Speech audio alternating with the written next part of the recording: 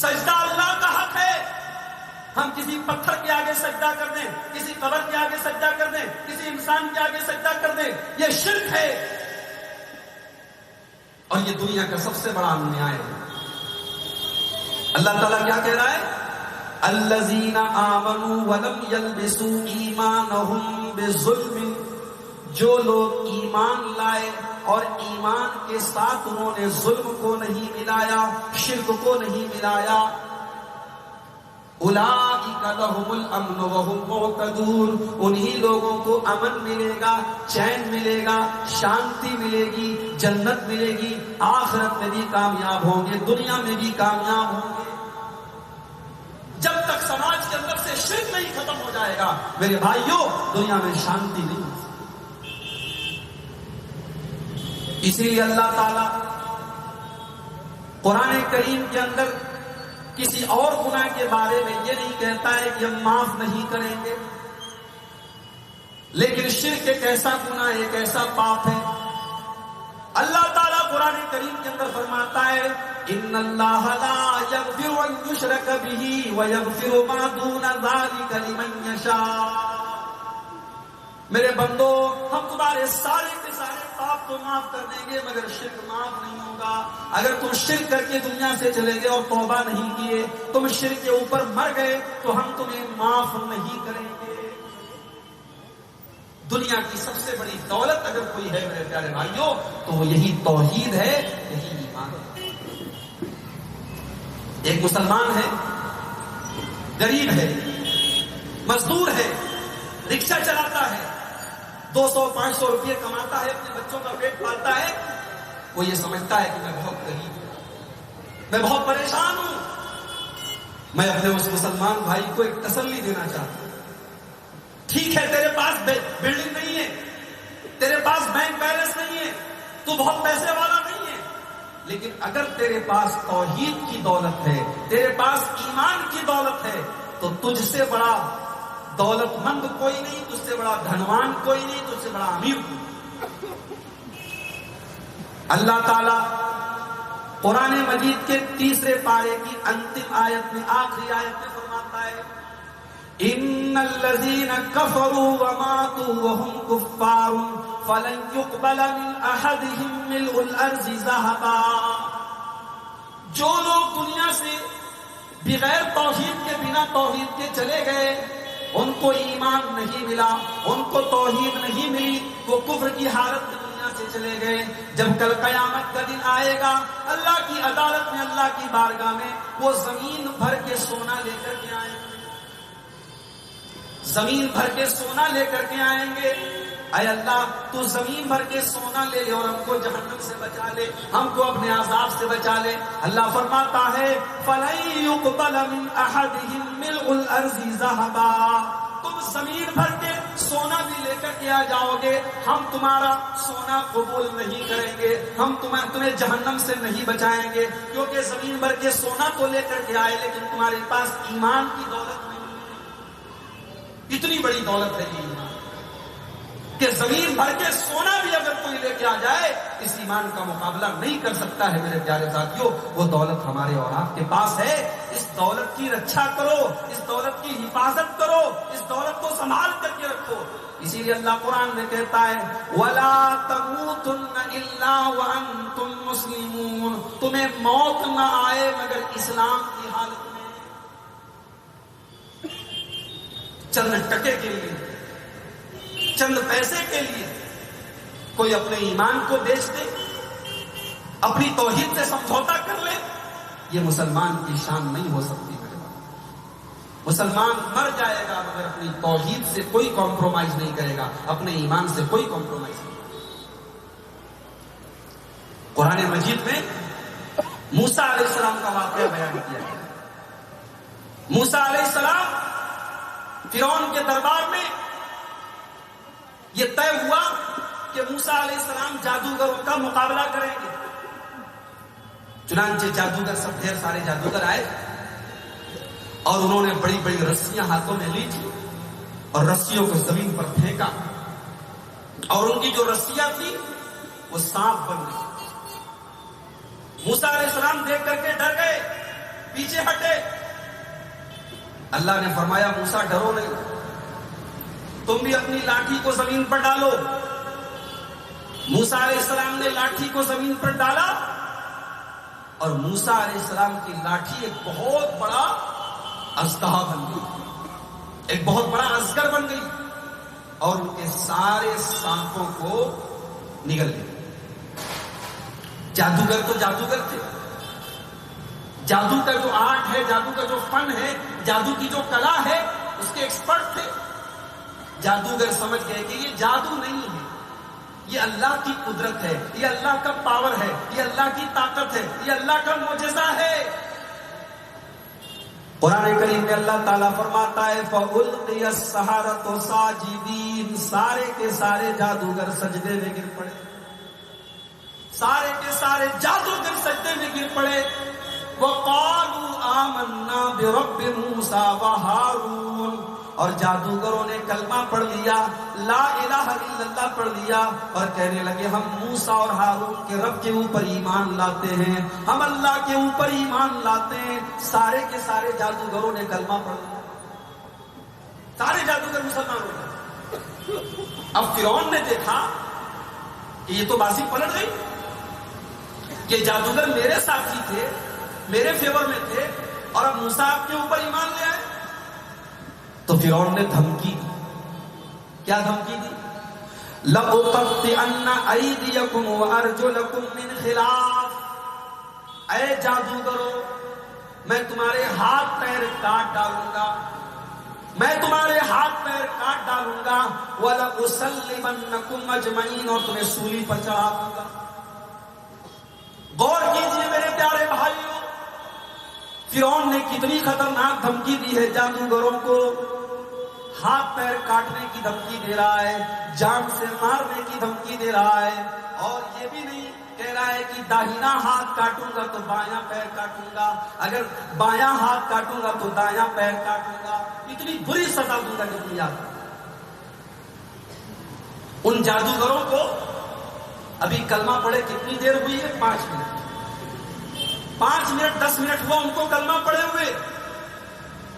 مگر ایمان جب دل میں آ جاتا ہے, اللہ کی توحید جب دل میں آ جاتی ہے, تو انسان کتنا طاقتور بن جاتا ہے, کتنا شکتیشالی بن جاتا ہے. ذرا فرعون نے کہا ہے جادوگروں تمہیں قتل کر دیں گے, مار ڈالیں گے, ختم کر دیں گے, سولی پر چڑھا دیں گے, ہاتھ پیر تمہارے کاٹ ڈالیں گے. جادوگر جواب دیتے ہیں قالوا لا ضیر انا الی ربنا منقلبون. جادوگر کہتے ہیں فرعون تو ہمیں مار بھی ڈالے گا, ہمیں کاٹ بھی ڈالے گا, ہمیں ختم بھی کر دے گا, ہمیں کوئی غم نہیں ہے. اے فرعون ہم ڈرتے نہیں ہیں, ہمیں کوئی ڈر کوئی بھے نہیں ہے, تو اگر ہمیں سولی پر بھی چڑھا دے گا ہم تیار ہیں, لیکن اپنے ایمان سے کمپرومائز کرنے والے نہیں ہیں, اپنی توحید سے سمجھوتا کرنے والے نہیں ہیں. انا نطمع ان یغفر لنا ربنا خطایانا ان کنا اول المؤمنین. اے فرعون کل اللہ تعالیٰ کے یہاں جب ہم جائیں گے, اللہ پوچھے گا کیا لے کر کے آئے, ہم کہیں گے ایمان لے کر کے آئے, توحید لے کر کے آئے. یہ ایمان اتنی بڑی دولت ہے میرے پیارے صاحب, اس ایمان کی رکھا کرنی چاہیے. جب تک دنیا کے اندر, سماج کے اندر توحید نہیں آئے گی. آج آپ دیکھیں افسوس ہوتا ہے ہمارے اور آپ کے سماج کے اندر ہمارے بہت سارے مسلمان بھائی توحید سے دور ہیں, ان کو معلوم نہیں ہے, انجانے میں وہ شرک کر رہے ہیں.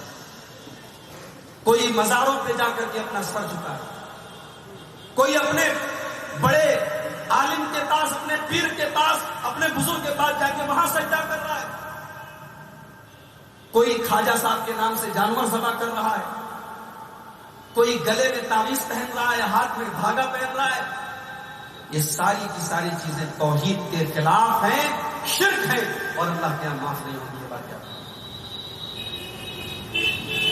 جب تک سماج سے شرک نہیں ختم ہوگا تب تک سماج نہیں سدھر سکتا ہے, سماج کی اصلاح نہیں ہو سکتی ہے. یہ بات آپ یاد رکھیں. تو یہ پہلی چیز ہے, سماج کو سدھارنا ہے تو سماج کے اندر سے شرک کو ختم کرنا پڑے گا اور سماج کے اندر توحید کو اور ایمان کو پیدا کرنا پڑے گا۔ نمبر 2، دوسری چیز، سماج کی اصلاح کرنی ہے، سماج کو سدھارنا ہے۔ سماج کے اندر دین کے نام پر کوئی نیا کام اگر ہو رہا ہے جس کو بدعت کہتے ہیں تو بدعت کا ختم ہونا بھی ضروری ہے۔ اسلام کوئی ایسا دین نہیں ہے کہ کچھ بھی اسلام کے نام پر کچھ بھی کرو اور اسلام کے اندر شامل کر دو، نہیں۔ اسلام ایک مکمل دین ہے اور یہ آج مکمل نہیں ہوا ہے، یہ 1400 سال پہلے مکمل ہوا۔ اللہ تعالیٰ فرماتا ہے اليوم اکملت لکم دینکم واتممت علیکم نعمتی ورضیت لکم الاسلام دینا۔ میرے بندو، میں نے اسلام کو مکمل کر دیا ہے۔ اسلام ایک مکمل دین ہے اور یہ مکمل دین اللہ تعالیٰ نے 1400 سال پہلے کر دیا ہے۔ اب اسلام کے اندر کوئی نیا کام اگر کوئی کر رہا ہے تو وہ اسلام کا حصہ نہیں ہو سکتا۔ ربیع الاول کا مہینہ آتا ہے، ہمارے بہت سارے بھائی 12 ربیع الاول کی تاریخ کو جلوس نکالتے ہیں، اپنے گھروں پہ جھنڈے لگاتے ہیں، اپنی بائک پر جھنڈی لگاتے ہیں۔ ابھی اس بار 12 ربیع الاول کو اتفاق سے اسی بنگال میں مالدہ میں آیا تھا، پورا راستہ میں نے دیکھا کہ بلاک ہے، مسلمان لڑکے بڑے بڑے ڈی جے ساؤنڈ میں قوالی بجا رہے ہیں، مسلمان لڑکیاں سج کر سمر کر اپنے اپنے گھروں سے نکل کے تماشا دیکھنے آئی ہیں، چھوٹے چھوٹے بچے سڑک پر نکلے ہوئے ہیں، پورا راستہ بلاک ہے۔ یہ سب کچھ کیوں ہو رہا ہے؟ محبت رسول کے نام۔ ہم رسول کے چاہنے والے ہیں، ہم رسول سے محبت کرتے ہیں، اس لیے یہ سب ہو رہا ہے۔ میں بس ایک سوال کرنا چاہتا ہوں میرے بھائی، رسول سے ہم زیادہ محبت کرتے ہیں یا رسول کے صحابہ زیادہ کرتے ہیں؟ حضرت ابو بکر زیادہ کرتے تھے، حضرت عمر زیادہ کرتے تھے، حضرت عثمان زیادہ کرتے تھے، حضرت علی زیادہ کرتے تھے؟ حضرت ابو بکر نے کوئی جلوس نہیں نکالا، حضرت عمر نے کوئی جھنڈا نہیں لگایا، حضرت عثمان نے کوئی راستہ بلاک نہیں کیا، حضرت علی نے کوئی قوالی کوئی ڈی جے ساؤنڈ نہیں بجوایا۔ یہ وہ لوگ ہیں جو نبی کے چاہنے والے ہیں، نبی سے پیار کرنے والے ہیں، نبی پر جان دینے والے ہیں۔ انہوں نے جو سب سے زیادہ نبی سے پیار کرنے والے ہیں، انہوں نے 12 ربیع الاول کو ایسا کوئی کام نہیں کیا۔ میرے پیارے ساتھیوں، کیا ان سے بڑھ کر کے ہم نبی سے پیار کرنے والے ہو گئے؟ کیا ان سے زیادہ ہم نبی سے کے چاہنے والے ہو گئے؟ یہ سارے کام دیکھنے میں اچھے لگ رہے ہیں، لگ رہا ہے کہ ہاں یار تو وہ نبی سے محبت کر رہا ہے تبھی تو جھنڈا لگائے، نبی سے محبت ہے تبھی تو راستہ بلاک ہے، دیکھنے میں اچھا لگ رہا ہے، مگر اس کا اسلام سے کوئی سبند نہیں ہے، اس کا اسلام سے کوئی تعلق نہیں ہے، کیونکہ اسلام وہ نہیں ہے جو آج کا مسلمان کر رہا ہے۔ اسلام وہ ہے جو اللہ کے قرآن میں ہے اور نبی کے فرمان میں ہے، اور اللہ کے قرآن میں اس کا کوئی ثبوت نہیں ہے، نبی کے فرمان میں اس کا کوئی ثبوت نہیں۔ اور ایک بات بتاؤں آپ کو، اذان ہوتی ہے نا، اذان مؤذن اذان دیتا ہے، آخر میں کیا بولتا ہے؟ لا الہ الا اللہ، اسی پر اذان سماپت ہو جاتی ہے۔ اب کوئی آدمی اذان دینے کے لیے کھڑا ہوا، اس نے لاسٹ میں لا الہ الا اللہ پڑھا اور اس کے بعد کہا محمد الرسول اللہ۔ جو بھی مسلمان سنے گا بولے گا ارے یہ تو اذان غلط دے رہا ہے، اس کو بلائے گا، اے تم اذان ایسے کیوں دے رہے ہو؟ بولا کیا ہو گیا؟ بولا تم اذان کے آخر میں لا الہ الا اللہ کے بعد محمد رسول اللہ کیوں پڑھ رہے ہو؟ وہ بولتا ہے ارے بھائی کلمہ پورا کلمہ لا الہ الا اللہ محمد رسول اللہ ہے نا، تو میں ادھورا کلمہ کیوں پڑھوں؟ میں تو پورا کلمہ پڑھوں گا۔ تو اس کو ہم لوگ سمجھاتے ہیں نہیں، یہاں کلمے کی بات نہیں ہے، اذان اتنی ہی ہے، اذان لا الہ الا اللہ پر سماپت ہو جاتی ہے، ختم ہو جاتی ہے، اس سے زیادہ اذان نہیں دے سکتے۔ تو پھر وہ آدمی کہتا ہے کہ ارے بھائی اگر میں نے محمد رسول اللہ پڑھ دیا تو کون سا غلط کام کر دیا، میں نے رسول کا نام لے لیا. تو کہا جائے گا نہیں، تم نے رسول کا نام لیا وہ اپنی جگہ ٹھیک ہے، لیکن اذان اتنی ہی دی جائے گی جتنی نبی نے سکھائی. یہ بڑا آسان سا مسئلہ ہے میرے بھائیوں. اسلام وہی ہے جو نبی نے سکھایا، جو اپنے من سے، اپنی اچھا سے اور اپنے حساب سے ہم نے دین کے اندر شامل کر دیا ہے، وہ اسلام نہیں ہو سکتا ہے، وہ بدعت ہے. اور اللہ کے نبی کی حدیث ہے وَكُلُّ بِدْعَةٍ ضَلَالَةٍ وَكُلُّ ضَلَالَةٍ فِي النَّارِ. ہر بدعت گمراہی ہے اور ہر گمراہی جہنم کی طرف لے کر کے جاتی ہے. محرم کا مہینہ آتا ہے، ہمارے بہت سارے بھائی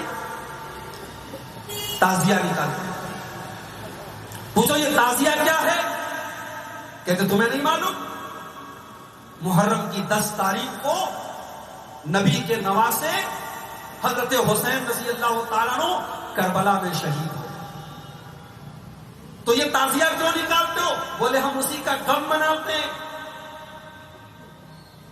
سوال یہ پیدا ہوتا ہے کیا میرے نبی نے غم منانے کا یہ طریقہ بتایا ہے؟ میرے نبی کی آنکھوں کے سامنے میرے نبی کی تین بیٹیوں کا انتقال ہوا. کیا کبھی میرے نبی نے اپنی کسی بیٹی کا تعزیہ نکالا؟ میرے نبی کی آنکھوں کے سامنے 2 بیٹوں کا انتقال ہوا، 3 بیٹوں کا انتقال ہوا. کیا میرے نبی نے کبھی اپنے بیٹوں کا تعزیہ نکالا؟ میرے نبی کے چچا حضرت حمزہ جنگ احد کے اندر بڑی بے دردی سے شہید کر دیے گئے. ان کا کلیجہ چیر کر کے کلیجہ ان کا نکالا گیا، ان کے کان اور ناک کاٹ کر کے گلے کا ہار بنایا گیا. میرے نبی نے کیا کبھی حضرت حمزہ کے نام کا تعزیہ نکالا؟ غور کرو میرے بھائی، اسلام میں یہ غم منانے کا طریقہ نہیں ہے. اسلام تو بڑا ہی سمپل دین ہے. اسلام میں ہر چیز بہت سمپل ہے. اسلام میں غم بھی بہت سمپل طریقے سے ظاہر کیا جاتا ہے.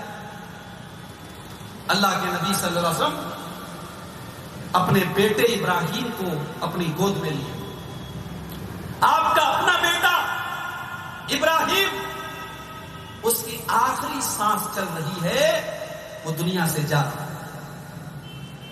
اللہ کے نبی کی آنکھوں سے آنسو بہ رہے. صحابہ نے دیکھا اللہ کے نبی رو رہے ہیں، اللہ کے نبی کی آنکھوں سے آنسو بہ رہے.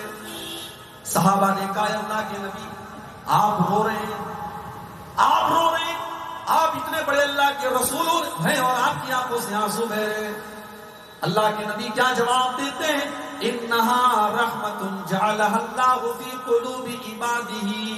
اے میرے صحابہ، میں اگر اللہ کا رسول ہوں تو ایک انسان بھی تو ہوں، ایک باپ بھی تو ہوں. یہ آنسو ایک باپ کے آنسو ہیں جو بیٹے کے لیے نکل رہے ہیں. ایک باپ سے اس کا بیٹا جدا ہو رہا ہے، ایک باپ کی آنکھوں کے سامنے اس کا بیٹا جا رہا ہے، ایک باپ اپنے بیٹے کے لیے رو رہا ہے. بیٹے کا انتقال ہو گیا، حضرت ابراہیم کا انتقال ہو گیا. اللہ کے نبی رو رہے ہیں اور روتے روتے کیا کہتے ہیں؟ کہتے ہیں ان العین تدمع والقلب يحزن ولا نقول الا ما يرضى ربنا وانا بفراقك يا ابراہیم لمحزونون. اللہ کے نبی فرماتے ہیں اے میرے بچے ابراہیم، اے میرے بیٹے ابراہیم، تیرے جانے سے، تیرے مرنے سے تیرے باپ کی آنکھوں سے آنسو بہ رہے ہیں. تیرے باپ کا دل غمگین ہے، لیکن تیرا باپ اپنی زبان سے کوئی ایسا شبد نہیں نکالے گا، کوئی ایسا لفظ نہیں نکالے گا جس سے اللہ ناراض ہو. یہ ہوتا ہے غم جو ہمارے نبی نے ظاہر کیا ہے. یہ کوئی غم نہیں ہے آپ سڑک جام کریں، آپ راستے بلاک کریں، آپ اپنے سینوں پر بلیٹ لے کر کے سینوں پر ماریں. آج دنیا ہنستی ہے، دنیا مذاق اڑاتی ہے، یہ کیسے مسلمان ہیں، یہ کیا کر رہے ہیں. آج ہم نے اسلام کی شکل کو بگاڑ دیا ہے. اسلام جو نبی نے دیا تھا، اسلام جو صحابہ نے جس پر عمل کیا تھا، وہ اسلام الگ تھا، اور آج جس اسلام پر ہم عمل کر رہے ہیں وہ اسلام الگ ہے. میرے پیارے ساتھیوں، سماج کو سدھارنا ہے. جب تک سماج کے اندر سے بدعت ختم نہیں ہوگی سماج نہیں سدھر سکتا. 2 چیزیں ہو گئی. نمبر 3، سماج کو اگر سدھارنا ہے تو نماز کی پابندی کرنی پڑے گی۔ جس سماج میں اور جس معاشرے میں مسلمان نماز نہ پڑھے وہ سماج کبھی نہیں سکتا۔ اتنے برے حالات ہیں، پورے بھارت میں مسلمان پروٹیسٹ کر رہا ہے، وروध کر رہا ہے ایک کالے قانون کے خلاف، مگر اتنے برے حالات ہیں مسجد میں تالا بند کرنے کی۔ آج ہم ایک مسجد کے لیے روتے ہیں کہ ایک مسجد کے بارے میں آج ہماری مسجد کے ساتھ ناانصافی کر دی گئی۔ جس سماج میں نماز کی پابندی نہ کی جائے، جس سماج کے اندر نماز نہ پڑھی جائے، وہ سماج کبھی سدھر نہیں سکتا ہے۔ قرآن مجید کا 18واں پارہ اٹھاؤ۔ ایمان والے بندے کون ہیں؟ ایمان والے ان کی پہلی پہچان کیا ہے؟ فرمایا الذین هم فی صلاتهم خاشعون۔ ایمان والوں کی پہلی پہچان یہ ہے وہ نماز پڑھتے ہیں، اور جب نماز پڑھتے ہیں تو نماز میں اللہ سے ڈرتے رہتے ہیں، نماز میں ادھر ادھر کا خیال نہیں لاتے، نماز میں ادھر ادھر نہیں دیکھتے، وہ نماز میں اللہ سے ڈرتے رہتے ہیں۔ اور آگے فرمایا والذین هم علی صلواتهم یحافظون۔ موبائل ہے نا، موبائل 1000 کا بھی آتا ہے اور 1,00,000 کا بھی آتا ہے۔ 1000 والے موبائل کی جو ویلیو ہے اور 1,00,000 والے کی جو ویلیو ہے، دونوں میں بہت فرق ہے۔ 1000 والا موبائل کہیں بھی رکھ دیں گے پاکٹ میں چلے گا، لیکن 1,00,000 والا آئی فون